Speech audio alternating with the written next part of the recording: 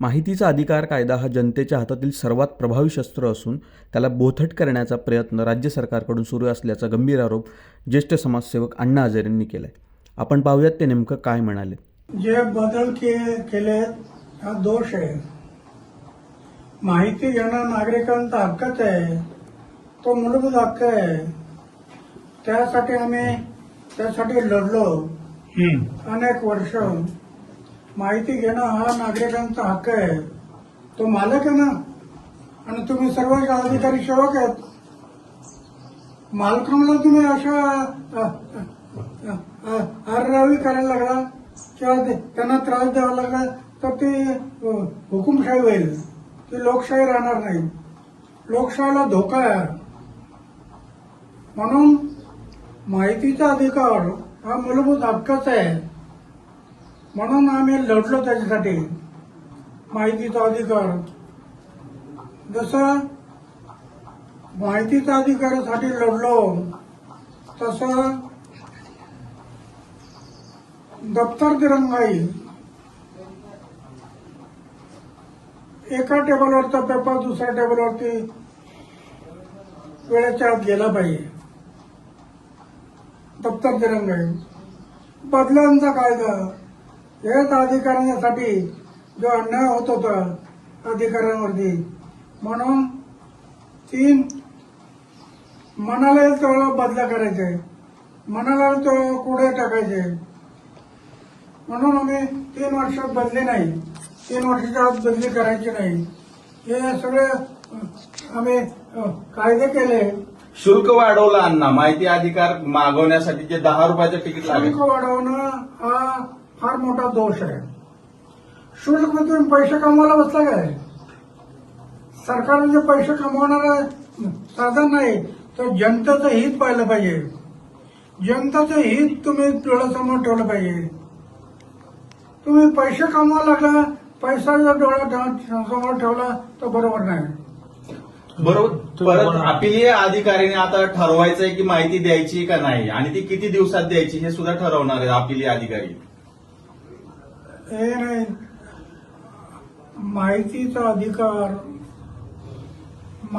अधिकार तुम्ही सरकारने नाही ठरवायचं. माहिती एकदा दिली, आता नॉर्मल तुमचं एक तिकीट होतं, तिकीट ते बरोबर होतं. नाहीतर कोणी माहिती यायला काही गरज नसताना माहिती मागायला लागली तर बरोबर नाही. पण तिकीट हे बरोबर आहे. पण तुम्ही 10 रुपयाच्या माहितीचं 10 रुपयाच्या तिकिटाच्या ऐवजी 30 रुपये करायला लागला तर शासन पैसे कमवण्याच्या मागे लागलं असं म्हणायला. तुम्ही काय बोलणार? ही जनतेची छळवणूक आहे. जनतेची छळवणूक होते. तुम्ही जनतेचं हित पहा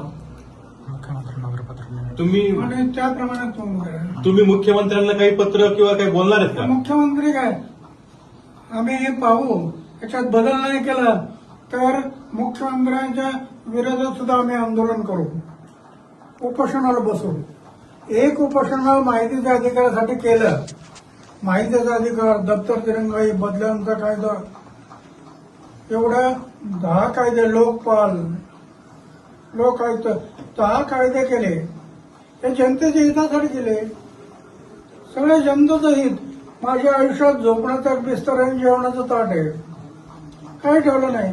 माझं बँक अकाउंट कुठं असतं माहित नाही. पुरा जीवन समाजाच्या सेवेसाठी लावलेलं आहे. आणि समाजावर अन्याय होत असेल तर पुन्हा एकदा उपोषण. याच्याशिवाय माझ्याकडे दुसरा पर्याय नाही. कारण माझ्याकडे काय कुठं मोठा संघटन नाही, कुठं काय नाही. पण उपोषण हा माझा मार्ग आहे. आणि मी आतापर्यंत एवढे उपोषण करत आलो, त्याच्यातून 10 कायदे केले. आता पुन्हा एकदा वेळ पडली तर वयाच्या 90व्या वर्षी पुन्हा एकदा उपोषण करण्याची वेळ आली तरी मी मागे घेणार नाही. जनतेच्या हितासाठी मी जीवन अर्पण केलं ना. जगेल ते समाजासाठी, देशासाठी, आणि मरेल ते समाज आणि देशासाठी. ते व्रत घेतलं मी.